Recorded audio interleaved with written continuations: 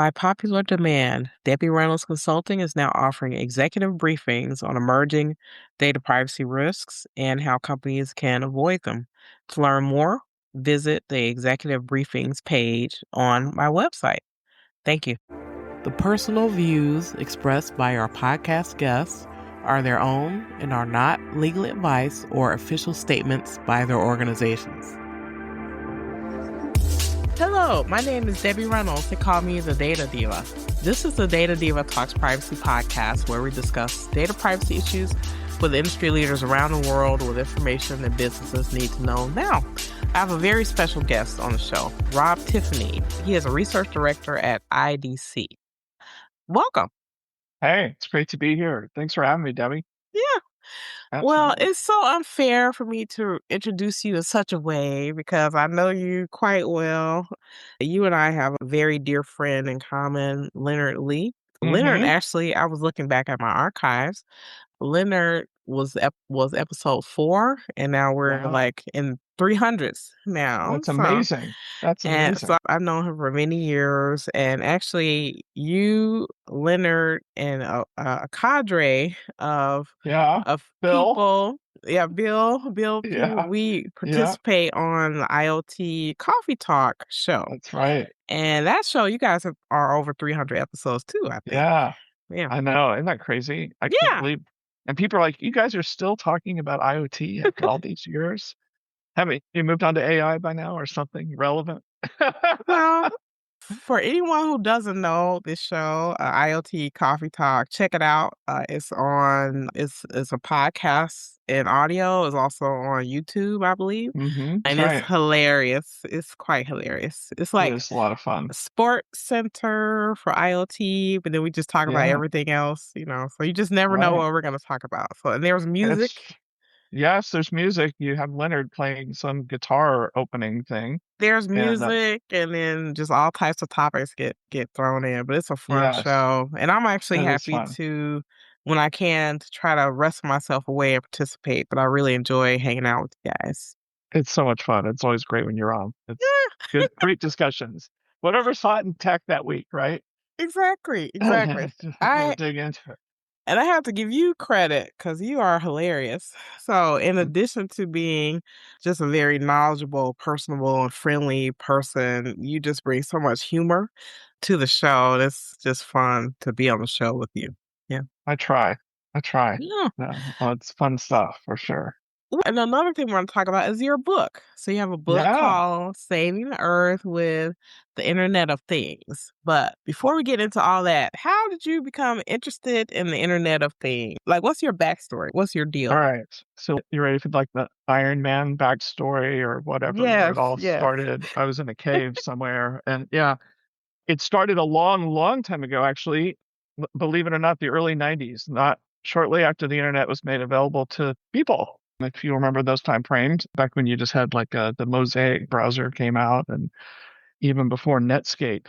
I was working at a startup. I just got out of the military, out of the Navy, and I joined a startup in Bellevue, Washington called Real Time Data. And the idea, the founder of that, he had worked for Motorola. Like when you think of the old school Motorola, like handheld walkie-talkie, that kind of first responder stuff. And he invested a bunch of money. He knew guys at McCaw Cellular.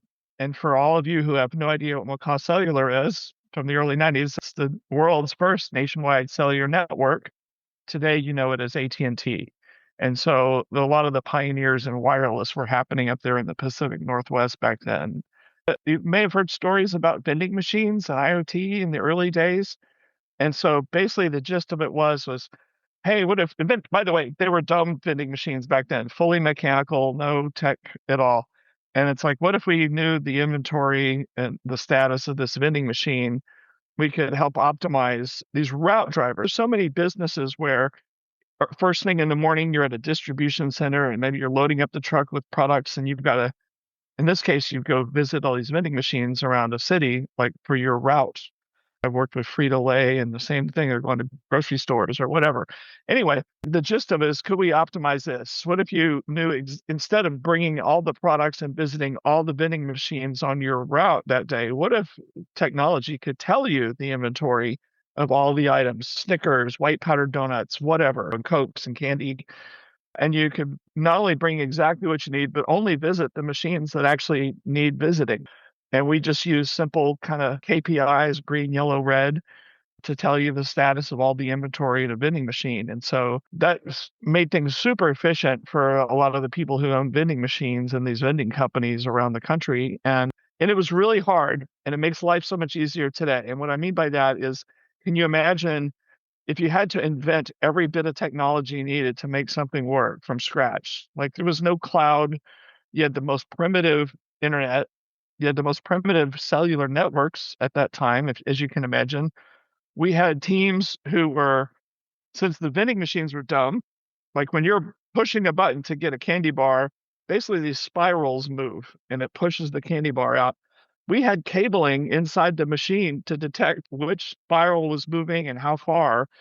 And we preset when you load up the vending machine, we knew, okay, this one's all Snickers, this one's all Hershey bar, whatever. And so we knew what it was, and that's how we measured inventory. We also measured how much money the machine was making and break-ins and stuff like that. And so building like little black boxes, if you've ever heard the term burning an EEPROM, like this firmware, embedded C stuff, to put a brain in the machine, there would be like a PC. So this is like a 486 PC running Windows 3.1. And we built this graphical interface in Visual Basic, and it looked like you're looking at a vending machine, and you could see all the Cokes and candies and the number, how many were left, and that kind of stuff. And so the customer who owns a fleet of vending machines across the city, they could log into any machine and visually see it and know the current status and how much money it's made. There was no cloud, so the notion of polling, like you would refresh and it would literally call over a primitive wireless network. We put antennas on top of the vending machine and basically ask the little black box in the machine, hey, give me the inventory status of that stuff. And then we pull it back and then show it on a screen. And so we even had people who were RF engineers, like radio frequency engineers. Sometimes we had to build our own wireless modems. And there were these public business radio towers that you've probably never heard of. They're like 450 megahertz. We had RF engineers who we built our own wireless modems, and we would bounce packets off of free towers to send data around. And so, yeah, it was crazy. But like when you're young and you don't know any better and you're just in the job and you're doing the job and trying to figure it out. And you didn't know how hard it was what we were doing. People joke about, oh, it's not rocket science, right? Yeah. And after a while, we started joking. It's like, well, this kind of is rocket science, actually. We had Yeah. to, when you think of digital twins, we had to each model of vending machine we would create like what we think of as the digital twin model today for each type of vending machine, and then you might have thousands of that type deployed. And so we built a lot of stuff and did a lot of groundbreaking things early on, and it was really hard. And so you can imagine years later, like when I'm at Microsoft designing Azure IoT, it seemed relatively simple because the technology had evolved so much that a lot of the things that were hard that you had to invent from scratch are now kind of built for you and lots of better tools and things. Oh Pretty my crazy. gosh. Oh Isn't my that wild? gosh. That is crazy. That is crazy. Oh, you all were literally thinking out of the box. Yeah. But what's funny is we were just trying to solve this one problem. Years later, the whole IoT hype kind of started around 2010, I'd say. And you had all these companies building platforms. And so did we when I was at Hitachi and Microsoft. And we were trying to build horizontal technologies for lots of people to use. And for a lot of people, it didn't work out. If I go back in time, back in 94, when I was at Real Time Data, we weren't even thinking like that. We were just trying to use connectivity and get the data to solve one problem. And I think because I hear lots of people today go, gosh, we should have just been trying to solve problems that businesses have instead of trying to build something for everybody else to use. And what's funny is we learn things along the way. You know how sometimes you have a mission and you think this is what we're all about, and then you stumble upon some insight that you didn't even plan for. With the vending thing, one of the things we didn't realize is we got into merchandising. As it turns out, let's say I've got, how they put like a bank of vending machines, a bunch of them together, and they put them in different buildings. And so, for an example, it might be like 3 or 4 vending machines together in, let's say, an office building in downtown Chicago, and maybe a law firm is right there. over in real time, we would start to know the preferences of the people in that law firm who used vending machines. And we would start to find out in real time which products were selling really well and which ones weren't selling at all. And so, in addition to making their business more efficient for the vending guys, we also started to be able to make the vending machines make more money than they made before. And so, you found out that people really love Almond Joy or Snickers. And so, we would double up the amount of Snickers in the vending machine. And then, likewise, for the products that were not moving at all, we'd pull them out of there. And so, we helped just through kind of real time merchandising and learning preferences, the vending machine started making more money. So, and we could forecast profitability and how much money it would make in the future. And so it was kind of cool. You never know what you're going to stumble into. Yeah. Well, that to me, that's like the innocence of IoT, isn't it? Hmm. It was. You were right. We were naive as all get out. You're right. And we were totally innocent and we didn't know. And here now there's a dark side to this. There's a sad story, and Yeah. it has to do with being innocent. And people talk about a black swan event, like Yes. usually in financial stuff, like Yes. something comes out of the blue. All right. So, a lot of times I know you and I, we mentor founders and startups and give them advice on things. Sometimes something will come out of left field that you had not planned for. So we're doing great as a vending company, and this is where it gets weird. We're doing pilots, and a lot of the you assume that the vending machines are all owned by Coke and Pepsi and all that, but they're not. They're owned by these other vending companies that deploy all that stuff. Most of those vending companies are either in northern New Jersey or outside of Philadelphia. And so I remember us doing a pilot for this group in New Jersey, and then it was really successful. And also remember the whole idea of SaaS, which really didn't come about until Salesforce.com. Yeah. We were doing that back in 94, 95, 96, hardware as a service. So that was a subscription. It was like $25 a month per vending machine. And we had to prove that we made or saved them more money than that, right? To make it useful for them. So we go there, and I remember we're in a big room with the board and all these people, and we're showing them. They probably thought we were stupid kids and really naive, and showed them all the success, and we thought we had this in the bag. And then these guys are like, yeah, that's great. We don't really want that kind of visibility into our operations. And we don't, and that visibility, how much money we're making and things like that and forecasting. And we're like, what are you talking about? Well, it turns out a lot of these vending companies were in the mafia, and I was gonna they were, say. and they absolutely were not interested in transparency or anything like that. Because in a cash only business, they can skim and take money out of there and not pay taxes and all kinds of stuff. And so I felt like an idiot. And we were innocent, we were naive, we thought we were doing a good thing, and then all of a sudden it turns out that your customer is in the mafia. And you didn't know there was like, I'm not going to say the whole industry is like that, but there were big chunks of it that absolutely are, and they love coin-based stuff. They probably don't like it today with people able to use credit cards and things. So, so that was an interesting learning experience as well. And so every once in a while, something will surprise you like that. You never Oh know. my gosh. Oh my gosh. Oh my gosh. That is a crazy story. It really is. Oh my goodness. Well, so you and I, thing that we have in common is that we both have had a lot of experience in the IoT area. And so Hmm. my interest in IoT started when I was consulting with a company that was working on smart city stuff. Hmm. And they were concerned about the privacy issues that they were having. And so Hmm. obviously when municipalities want to take on these technology initiatives, the people in charge, they may think it's super cool, but then they want to put it out and have the public use it or have the public's data collected. And a lot of times they get a lot of pushback there. And so and some of it is because of privacy concerns. And just almost like Right. your mafioso story is actually a privacy story, but in a different type of way. In a different kind of way. Yeah, a little bit. You're right. Those smart city projects were so tough because you were working with City Hall all of a sudden, and you had people who were really excited to do a smart city project. And then when it came time to find the money to pay for the project, they're all like pointing fingers at other people, like, Do you have the money? We don't have the budget for that. Or we want to have this futuristic city, but we can't afford that. I remember running into that because there were so many great.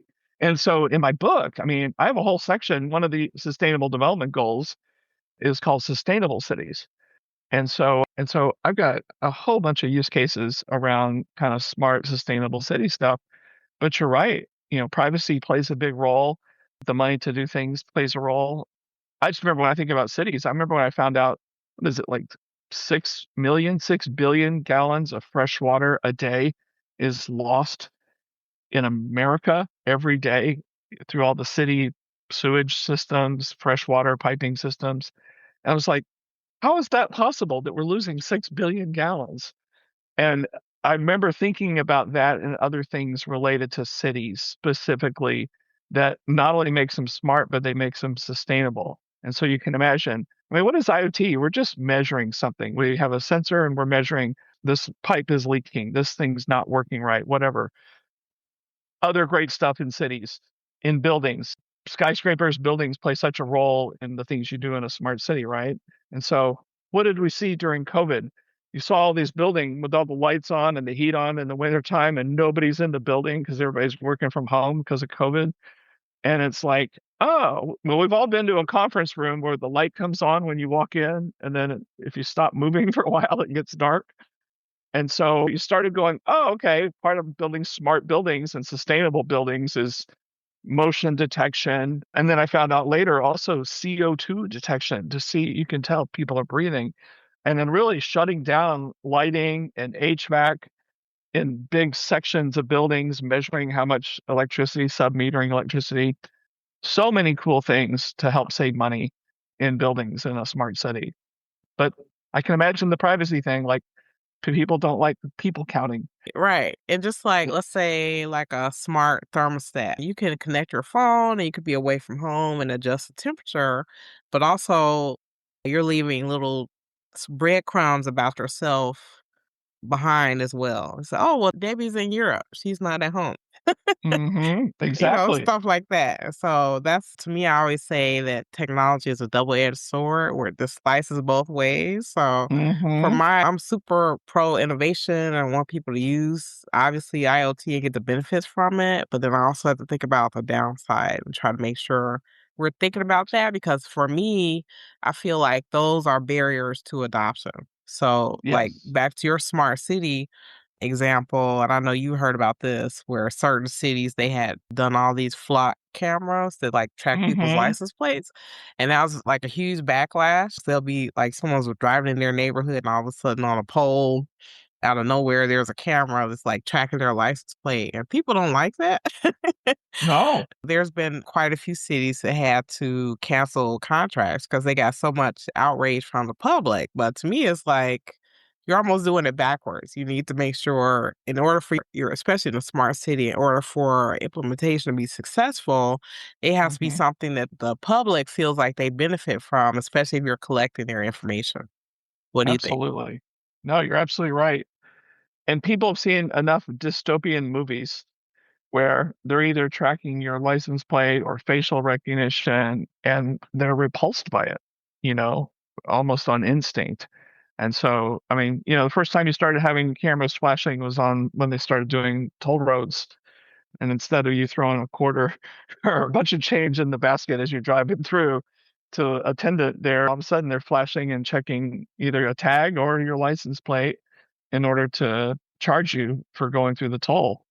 And then to your point, those cameras now they're going all over the place. And so, and you always hear both sides. You always hear the same old story. You have people who are like, "No, you're invading my privacy. You're tracking me. I'm living in a surveillance state. This is awful." And then you'll hear other people go, "Well, if you're not doing anything wrong, then you shouldn't be worried about it." And I always hear that stuff. It's such a weird deal. It really is. I know It people don't is. like to be tracked. I guess I'm more on the abstinence side as it relates to data collection. So Yeah, I'm like, yeah, collect less stuff, or how right. long do you need to keep it? Once someone pays their toll and they're through a license plate, Hmm. how long is it necessary for you to keep that stuff? So part That's a good retention point. to me is part of that risk that people have. Yeah, You're right. yeah. You're right. And there's that some people have distrust of government. and they think they're not going to do what they're going to say they're going to do, or the data leaks. And boy, we see that all the time. And privacy gets blown away all the time, from private companies and credit cards to government agencies. It happens all the time. Yeah, Um, totally. Yeah, like you'll yeah, get a letter in the mail saying, "Oh, we had a breach." And it's like, "Who are you?" right. And then they try to make you feel better. Well, we're going to give you 90 days of free credit monitoring. And it's like, no, you already blew it. Right. My data is out there, out in the wild now. And giving me free credit monitoring for 90 days doesn't save me or solve my problem. Some Exactly. bad person has my data now. That's Exactly. God, that's the toughest thing about all this, isn't it? Yeah. Just Oh, it just is. keeping data secure and private. It's just so hard. Totally. We keep coming up with different ideas and different best practices over the years and new technologies, but I guess the bad guys are never sleeping either, and so they're always Yeah, moving ahead as well while we that's are. true. That's true. My idea is always, I think the way people think of it is like, let's collect more data and then create more ways to protect the data that we create. And I'm like, Mhm. collect less data. Yeah, So yeah, when it gets breached, it's not like a big deal or because we right. didn't keep that You didn't stuff. keep it. I Yeah. remember when I started thinking about keeping less data. So if you go back to the .com days, and I remember being at a .com and building an e-commerce website, and you get to that whole part about where the person's got to fill in all their information and the credit card and all that stuff in order to buy whatever it is you're selling. And at that moment, you're like, huh, is it easier to keep that credit card information in my database to help them? Sure. Is it exposing me and them to possible liability and threats? Yeah. And so I remember distinctly making the decision that I wasn't going to ever keep any of that information. And it was a bummer for people who had to keep filling stuff out or over and over again. Because back then they didn't have any of the cool automated stuff. You'd have like wallets or stuff like that with Google or Apple. And so I was just like, I'm not going to do it. I'm not gonna. And you think oh, well, I've encrypted it and it's in the database in an encrypted form. There's so much news all the time that you'd see and you're like, it's not worth it. Yeah, That's true. crazy That's true. stuff. I want to talk about your book. I want to talk about your Okay, book. all So, the right, book is Saving the Earth with the Internet of Things. And I want to yeah, know, it's an incredible. You actually asked me to write something for the book. Am I in you the book? did, you did. You're in the book. I am. You Okay. are in the book. You're part of this giant thing. Perfect. Perfect. I'm in the book. Yes, I'm in the book. yeah, Well, absolutely. You're an ambassador for this book now. Oh man. So the thing that fascinates me about this book and what you've done is quite remarkable because and then I want to talk about why the sustainability goals are really important for you. We've been working in IoT in many different sectors for years and doing all types of crazy things that people may not be front page news. And then I think the ordinary person, their eyes glaze over when you say IoT or Internet of Things. They don't have any idea what that is, what it means to them. But I feel like what you've done with your book is that you've brought a lot of practical examples and practical use cases and given people direction about if they want to use it, like how it's used. A lot of people, you go through their day and they don't understand how much Internet of Things that they interact with on a day to day basis. But that's what I really like about the book. It's very practical where feel like a lot of times people try to be ivory tower or pie in the sky about hmm IoT, and you did exactly the opposite. But tell me your own story. That's just my impression. Sure. Think not everybody has even heard of the United Nations Sustainable Development Goals, but it was something all the countries signed on to back in 2015. And it was around poverty and hunger and health and education and affordable energy, climate change, 17 different, some of them, they kind of categorized what are the most important things we need to solve in this world. And the goal was by 2030, we will have solved all these and everybody was excited. We're all going to go in and help do this. And sadly, it's 2026, and I honestly don't know how many of these are actually going to be solved by 2030.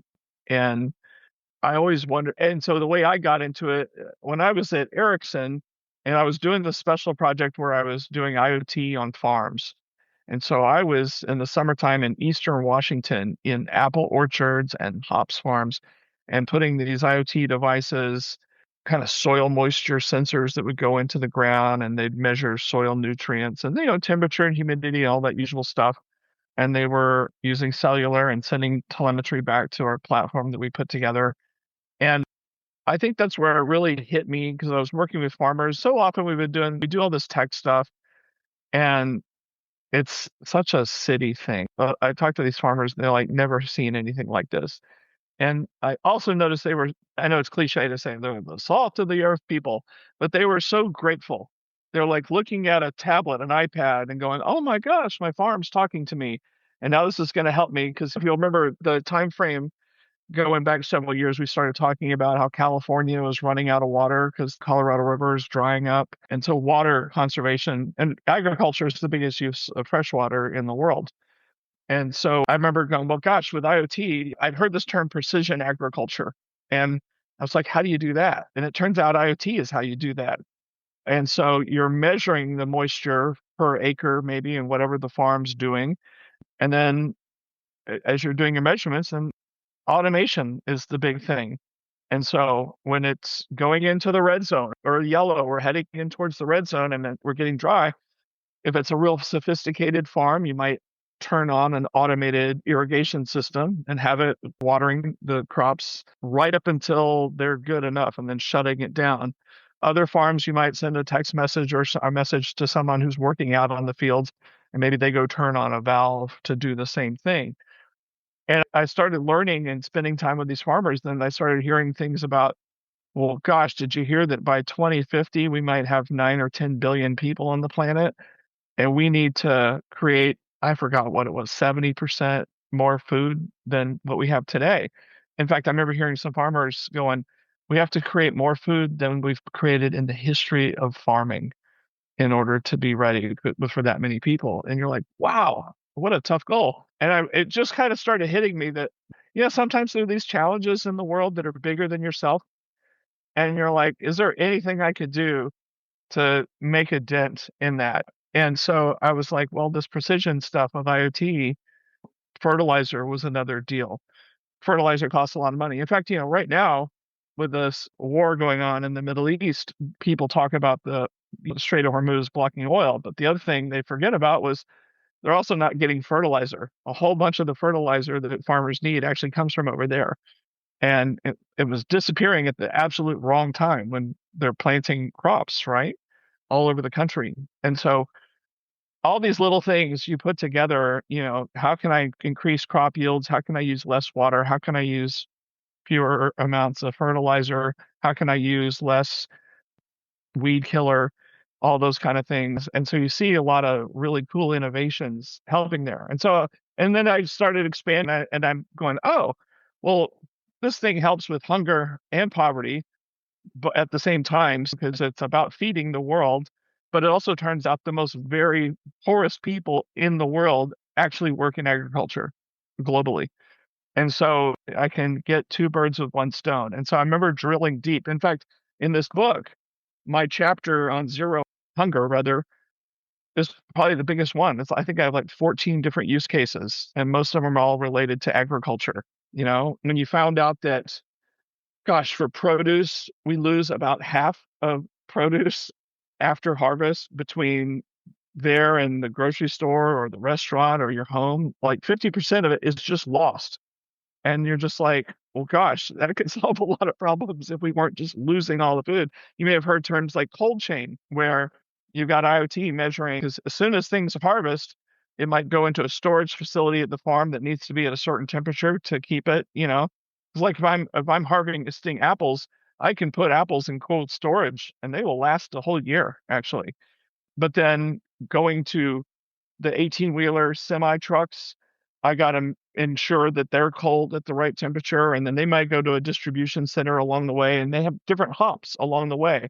And so you have to ensure that cold chain stays, connected the whole way, and you can prove it all the way to the grocery store, all the way to the restaurant. And even at the grocery store, monitoring the temperature, all the freezers and coolers that you see there at the grocery store, at restaurants, walk-in coolers, freezer, monitoring that. And so I know it sounds like a lot, but this technology is really simple. It's not rocket science at all. These are simple, low-cost sensors that can make all the difference between losing lots of food and making sure everybody gets fed. So I think that's where it started for me, and then it just grew from there, seeing all the other scenarios, all the other use cases and categories of things where IoT could help lend a hand. Yeah, yeah. I think, and I want your thoughts about this. And I think IoT, I don't know. I guess we were hoping that IoT would have a moment like AI is having a moment right now, right? Right.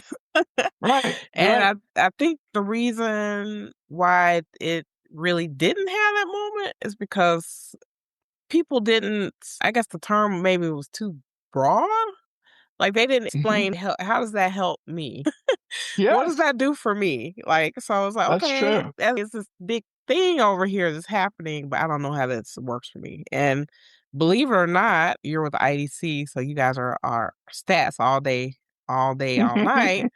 I think that the projections for IoT growth over the years has the actual growth has like overblown the projections. So the amount of IoT that people are using now is just like off the charts from what they thought it would be years ago, because I track these statistics year over year, and we've like totally gone past that. But a lot of people don't even think about it because it's like it may be Yeah, your smart speaker, it's your thermostat, it's the way that the cameras work in your town, or it's like the license plate reader or whatever. right. It becomes so ubiquitous that people don't even know that it's there. Yeah. That's true. And like lots of technology, when it succeeds, maybe that's because that's when it goes invisible. It just becomes part of everyday life. Because you're right, we never got the big bang excited moment like AI has had. Where I remember in the early days, I remember back in 2010, you had Ericsson and GE and folks came out and said it's going to be 50 billion connected devices by 2020. And McKinsey came out and said it's going to be an $11 trillion market. And that caused every company to go all in on IoT. And they're all building platforms, building devices, all kinds of things. And a lot of them didn't make it. The ones that are visible that made it were almost reminds me of what we did at real time data back in the 90s. We just were trying to solve this one problem and build this one solution. And so when I think of the ones that succeeded that people know about, it's like I think the poster child was always the Nest thermostat, Yeah. and that was the model for a consumer IoT device that used a little bit of machine learning and things like that, which was a hit. The Ring doorbell ended up being successful. There were a lot of kind of point solutions where a lot of times they didn't even say IoT. And maybe it was time to stop saying IoT. This is just this thing that does this, solves this problem for you. And who cares how it works? Because what's IoT? It's sensors, it's devices, it's power, it's connectivity, it's an enclosure if it's outside, it's sending data to some platform, it's doing some kind of analytics or AI, and it's doing insights on a dashboard, or it's doing, automation and taking an action or actuating and things like that. And a lot of times especially my time at Hitachi, I was totally living in factories in Japan. And, industrial IoT was all we were doing. And it was all about industrial machinery and equipment. And so it was invisible to a whole lot of people out in the world, whereas we're getting hit with AI every day and you can see it. But you're right. It's quietly, silently, invisibly become a big success. It's funny because I think you go to CES Hmm. every year. Yeah. I don't go, but I read the reports. But it seemed like every year, the last couple years, has been like about vacuum cleaners. A lot of Yes. vacuum cleaners coming out. A lot of vacuum cleaners, a lot of robots. This last year, I thought it was the year of the robots. Lots of AI robots. I saw robots playing ping pong and doing karate and all kinds of stuff, which was kind of crazy. The humanoid robots. Yeah, yeah, and that's growing, and that's what people see, and people are reading it in the news every day, and so yeah, it's interesting. And you know what, IoT, what was it? It was just all that. It's a collection of enabling technologies, and we just kind of threw together this little acronym that refers to like 15 or 20 different discrete technologies that we have to pull together in order to accomplish whatever the goal is, which is Right. kind of interesting, as opposed to saying it's a light bulb and it makes light, you know? Yeah, right. It helps you Right. make your dinner. It helps you make your Exactly. dinner. Yeah, exactly. But you're right. So when she's making dinner, you started seeing people now have temperature probes in their food inside of the oven, and they got it on their smartphone, and they can control that. I know I've been using that when I make steaks. And what is that? Oh, it turns out it was IoT. It Yeah, was a right. device that can handle extreme heat, and it has temperature sensors in it, and it uses Bluetooth to talk to my phone. And then shows me that, oh, it was IoT. I didn't even think about that. And maybe that's how it should be. I don't know. Yeah. I've been in this area for a long time, and I still have questions. Don't think Sure. I don't know everything, and I still like, every day I have, like, a fresh question about all this stuff. But I wanna talk to you about one of the risks that I see, and I want your Mhm. thoughts on this, and this is Sure. about end of life devices. So this is what is happening. So let's say you had a smart speaker or a smart Mhm. thermostat, and let's say it aged out in a way where it couldn't be updated anymore, but it works. Sure. Still works, right? Because whatever is happening in the machinery, it works, but you can't really update it. And so the Mhm. concern is that if people aren't replacing those things, and a lot of people won't replace them because if they're working, it's like, why replace them? This works perfectly fine. I don't want to do this. But if Mhm. they can't get those updates, that creates like a risk, especially if they have those things on a network or connected in some type of way. So that's That's true. one thing that concerns me, but I want your thoughts. That's problematic. I remember, gosh, I won't say the words out loud, but there was something on Twitter years ago called the Internet of SH, you know what, T. And they were talking about was IoT primary consumer IoT devices, where the company either went out, you were having to pay a subscription. You pay, let's just as an example, let's say it's a doorbell. But instead of it being a normal doorbell, it's a $400 doorbell because it's a connected doorbell. And then the company goes out of business, and now you have this device that doesn't work anymore because the only way it worked was because it was connected and you were using some kind of subscription. And the smart speaker is a good example.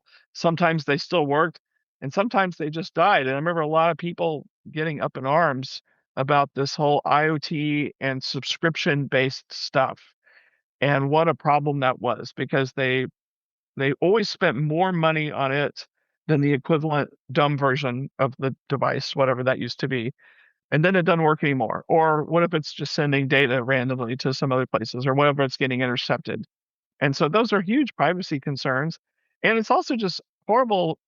It's a huge customer satisfaction problem where people throw up their hands. If the speaker keeps working, you're kind of, oh, okay. But a lot of these devices literally would just quit working. And it was a real shame because it made people have bad feelings about some of these connected products. I tell you, one of the most positive connected product things ever for me, just to end up on an up note here, is when I was at Hitachi. Okay, so earlier we were talking about SaaS, and then we started talking about how could we do hardware as a service, and this whole notion of subscription-based stuff, and or consumption-based, like the cloud is consumption-based or subscription-based for SaaS things, and it's this new model. And maybe you couldn't afford it if you had to buy the whole thing with CapEx, but if it's OpEx, you just pay a little each month, and that's how you could get into something really nice. So the biggest one ever, and this was a huge success. So I was at Hitachi, and I got to invent. This was great to start from scratch. After I got recruited out of the Azure IoT team and get to create this thing. We called it Lumata. All it had was a name when I joined, and it was going to be an industrial IoT thing. So we're building this thing, but as your audience may or may not know, these big industrial conglomerates like Hitachi and Siemens and GE and all those, they build big things. And so Hitachi builds bullet trains, among other things, and they are all over Japan, and they're well known.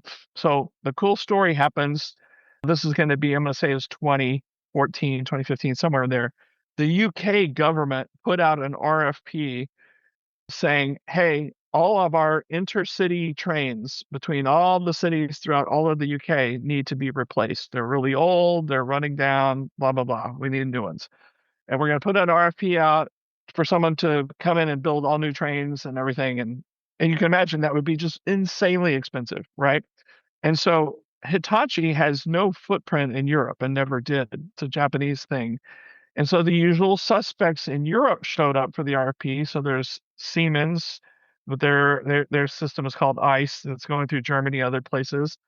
Alstom, if you've ever been to France and you've been on the bullet to the TGV there. So those people show up to the party and they're answering the RFP, and it's going to cost you, how $80 billion or whatever, some insane amount of money to buy these trains. Well, we wanted to participate with Hitachi. And so what we did is we go, well, with our new Lumada technology, I made sure when we designed this thing that it was portable. A lot of times we'll talk about the edge and the cloud and all that. I made sure this thing could run in any cloud and also could run on a bullet train and be at the edge if need be. And so we had Lumada running on Hitachi bullet trains plugged into 40,000 sensors, streaming telemetry the whole time, and then into the train control system. And then if there are problems, you could use at the time LTE to talk along the tracks, or if it's bigger problems, maybe connect to Wi-Fi when you got into a train station. We had enough confidence in our technology and being able to keep our trains running on time and an uptime and not having problems that we said, we're going to do trains as a service. And so the cost to you is going to be $0, £0, I guess, in the UK. And it's going to be like a subscription, and you're going to pay as you go. And we trust our Lumada technology is going to keep us from having this total loss or having huge problems. And we won the bid. And because of IoT and because we could provide something, we could provide an OpEx service with hardware that you could never have done before without IoT and analytics, assuring machine learning, assuring the trains are going to run on time, right? It was just such a huge win for us. And then I remember seeing pictures. What's his name? The guy from Virgin Atlantic, Sir Richard Branson. He's got in front of one of the new trains, and it looks like a Japanese bullet train, but it's got all this British stuff in it. And this line was Virgin trains, and he's breaking the champagne bottle. And I just remember how excited we were. And that's where I felt like we had the proof that giant, really big things could happen because of IoT and analytics. And we weren't using AI like you have today. We had lots of just normal analytics streaming stuff in real time. And then we created models doing normal machine learning on pieces of equipment. But it all worked. And I became a believer in IoT at that time. And so making things simpler, this book, everything in here is the simplest, dumbest use cases. The technology is where lay people doesn't require techies to do it. And it's not using crazy analytics or crazy AI or anything like that. Most of it is all simple KPI kind of stuff where if I have an NGO that needs to work in a village in South America or Africa or wherever, I can give them this recipe. And every one of the use cases in there also has a shopping list, and it's all off the shelf stuff, sensors and devices and everything. And so it's like, use all these sensors, these devices, this connectivity. Here's where you go to buy them. Here's the shopping list. Go fill up your shopping cart. And yeah, it's just real practical, as you were saying. Just go do this, and you're done. And then you get the value. Move the needle for these people. Yeah. So in a way, we're talking about IoT as a way to solve problems. It is a way to solve problems. Yeah. There's this pattern, and everyone kind of IoT knows it innately, even though you may not say it all the time. I call there's this notion of inspection, and it started with me when it was the vending machines. If I'm so many jobs and so many things in this world require you to get into a car, a pickup truck, an airplane, a motorcycle, a boat, a helicopter to travel somewhere to inspect something. I need to go read a gauge. I need to go see what the methane level is on this tank farm in Oklahoma. I need to go do all these things. And so there's this, aside from all the use cases and all the value, I also have this overriding for most of the use cases of just kind of this inspection and replacement pattern where by default you get value that you didn't have to buy all the fuel for the truck and the wear and tear in vehicles and keep doing all that stuff because we invented these cool little sensors and the magic of cellular networks or LoRaWAN, and it's just going to tell you. It's just your machines are gonna talk to you. And so that gauge that I need to go look at this oil refinery, it's just gonna send it right back to my system of record automatically. And then, so I don't let this book is about being able to do a lot with a lot less. And so I call out those kind of things because there's value to all that. Lots of people kept saying, "Oh, we're not going to get great value from IT until we're doing extreme AI." And I'm like, "No, actually, you didn't have to drive out to West Texas to do a methane reading. And so therefore you didn't have the pickup truck and you didn't have all the gasoline and the guy driving out there and the wear and tear. That's worth something, right? It's Totally. simple." Yeah. It is. Yeah. Well well, Rob, if it were the world according to you, what would be your wish for privacy, cyber, data, IoT? Anywhere in the Mm. world, whether that be regulation, human behavior, or technology. Well, that's a tough one. Obviously, I want to get everybody on the planet to get excited about solving these hard problems with IoT. The privacy stuff, I wish we could come up with some kind of foolproof way to protect this data so it can't get captured. I see lots of companies, I see storage companies doing things. I see, you've seen companies that talk about, well, within 10 seconds, we're noticing that a ransomware attack is happening and we'll secure your data, that kind of thing. I wish we didn't have so many people who had evil in their hearts that feel the need to go do these awful things that keep you and I and so many other people up at night trying to fight the good fight to protect that data and protect those systems and protect people's privacy. I think it's going to be an ongoing journey, sadly. You Yeah. know, we keep trying to solve it. Or how many times have people said, "We've solved it. It's done." You know, Yeah. we came up with this antivirus technology for DOS and now it's solved. Oh my gosh. Oh my gosh. I agree. I agree with that. Well, tell people how they should get a hold of your book and how they contact Sure. you if they want to know more. Yeah, yeah. So books on Amazon. They can search Saving the Earth with the Internet of Things or Rob Tiffany. The landing page, my website's robtiffany.com. I'm on Substack. We're always writing stuff, and so are you on LinkedIn all the time in different articles. Definitely come see us on IoT Coffee Talk because it's funny and informative. And on Twitter, X, as they call it. I'm Rob Mm, Tiffany there as well. So hanging out in lots of places for sure. perfect. Perfect. Well, thank you so much. It's exciting to have you on the show and talk about your book and be able to interact with you in this way. And definitely, people definitely join in. Check out IoT Coffee Talk. It's hilarious. Thanks so much for having me. This has been great. Great talking to you as always. Yes, yes. Well, I'm really thrilled for you and about this book. And so definitely check it out. It's awesome. You're in it. Uh, At the front of the book too. oh, in the front. I thought I was in the back or something. There's the Okay. back, and I had so many nice people write some nice things. I feel like 3, 4, or 5 pages of, Oh, you know, including like Vint Cerf, the inventor of the internet. I oh, mean, wow. we got some heavy hitters, but the fact that we were able to get Debbie, Oh, wow. I'm so impressed. Oh, my goodness. Oh, my goodness. Thank you so much. Thank you. pretty cool. Pretty Yeah, cool. yeah. Well, we'll definitely talk soon. I'll see you on IoT Coffee Talk. And thank you so much again for being here. Thanks for having me. Sounds great. See All you right. soon. See you soon. All right. Bye bye.